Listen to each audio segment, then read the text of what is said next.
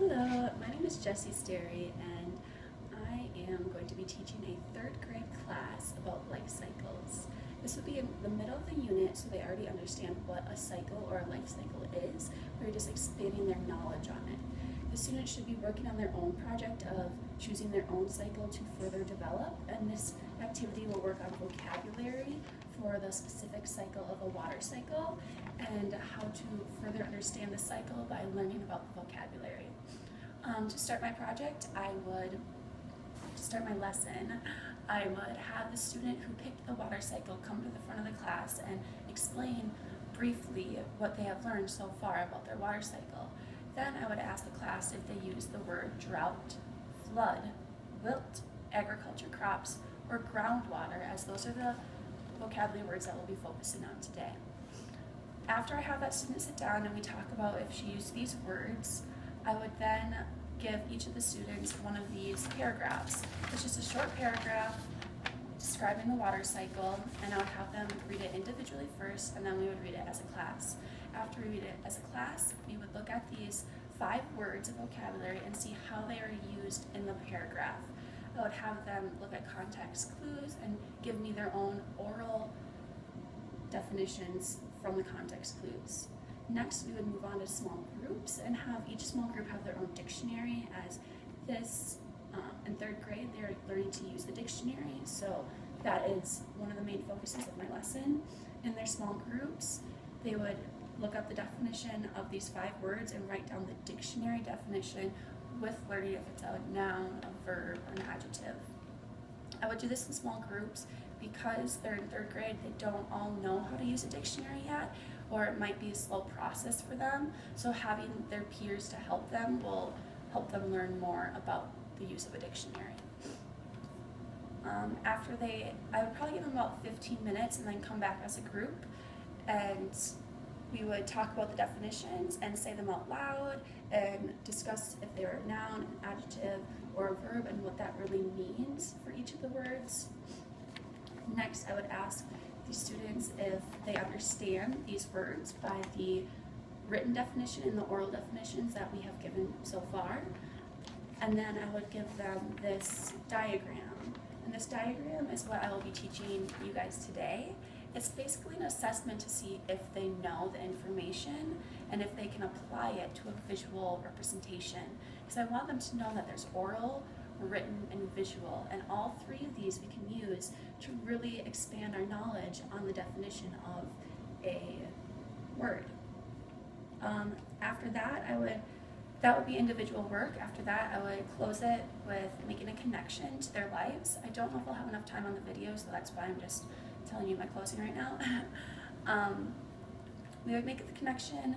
I live in Colorado, so I would base it on us living in Colorado and make the connection of floods and droughts to our year this year, because it's been very dry here and we've had wildfires and avalanches and things that have been caused by this weather, and I want them to see how it relates to their life.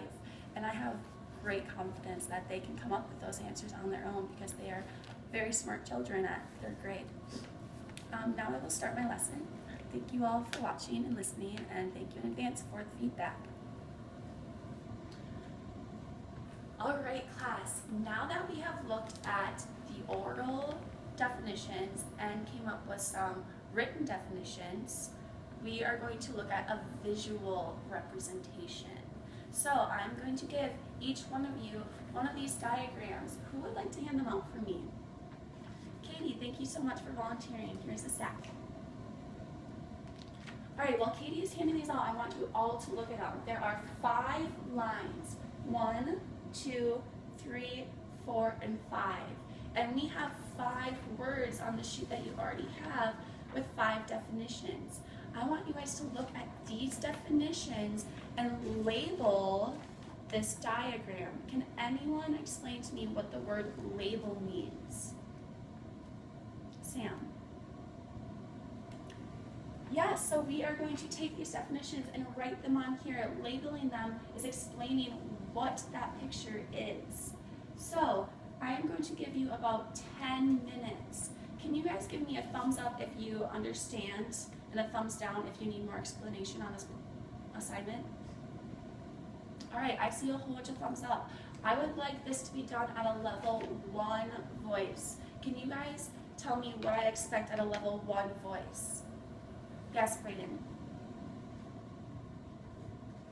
Yeah, so no talking like this. We should have whisper voices. What else does a level 1 voice mean? Sarah. Yes, you can ask questions, but who can you ask questions to? Who can you use as resources? Tony. Your partners are around you, and you can also use me as a resource. So if you have a question, I want you to first ask your partner, and then you can raise your hand and ask me. This does not mean I want you to get up across the room and ask someone way over here for a question, because we should be whispering and staying in our seats. All right, it looks like you all have your papers now. I'm going to give you 10 minutes, and if you need more time, then we can come back and get more time. At this time, I would give them their time and walk around and look at their answers, but not correct their answers, because this is an assessment, and I will go as a class and talk about the answers. So I want to really see what they understand, and if they really do understand these definitions and can put them in a visual representation. All right, class, it has been 10 minutes. Put your thumbs up if you're done, and put your thumbs down if you maybe need a little bit more time. All right, it looks like you guys are all ready. Awesome. Let's start. So this diagram is showing 2 different outcomes that you can get from the weather. It's comparing 2 different things. What is our paragraph comparing? Susie? A drought and a flood. So what side do you believe would be the drought, and what side would you believe to be the flood? Let's look at our definitions. Who can give me their oral definition of a drought? Sam, thank you for raising your hand again. Sam says when there's not enough water. So let's look at these 2 visual representations. Which side looks like it has a lot of water, and which side looks like it doesn't have enough water? Yes, you guys are correct. So this side over here would be the drought, because look, the water is only down here, and over here it's all the way up here. So number 3, we would put drought. Can someone give me the dictionary definition of a flood? Sam. Thank you. So Sam said that the dictionary definition of a flood was when water flows over its regular limits. Let's look at this picture. Where would regular limits be? Does anyone know? Yes, it would be where the soil is. So the regular limit on this side of the picture would be at the top, and the regular limit on this side of the picture would be at the bottom. So this water is way over the regular limit, meaning that this represents the flood. Our flood would be on number 2. Put your thumbs up if you got that right. Put your thumbs down if you got that wrong. All right, for those of you that have your thumbs down, do you think that if I gave you this assignment again, or one similar to this, you could complete it with the right answer? Yes, we just need to look at the definitions and use those to find the answers. Let's keep moving on. Next, let's look at number 5. What is number 5 describing? Can someone tell me not the word, but explain the picture? Shailene. Yes, Shailene said that she sees blue and brown down there. And the blue probably represents the water, and the brown represents the land. So, is there a lot of water down here, or a little bit of water? Tyler. Just a little bit. And where is that water? It's in the ground. So what do we believe that this would be representing? What would we label this diagram as? Susie. Yes, this would be known as groundwater. Good job. And we saw that it was groundwater because it shows the blue and the brown, the blue representing the water and the brown representing the ground. All right, so of process of elimination, we have left the words wilt and agriculture crops. These ones can be a little confusing in the diagram, so let's think about how we would come to the conclusion of which is which. Sorry. So let's look at number 4. I see that both of these have green in them. Both of these could be plants, but it's just debating what these plants are doing. And number 1, what does it look like the plants are doing? Looks like they're shriveling up a little bit. And then number 4, it looks like they're flowing. So, do you guys remember when we looked at the definition of wilt and we did the actions to it?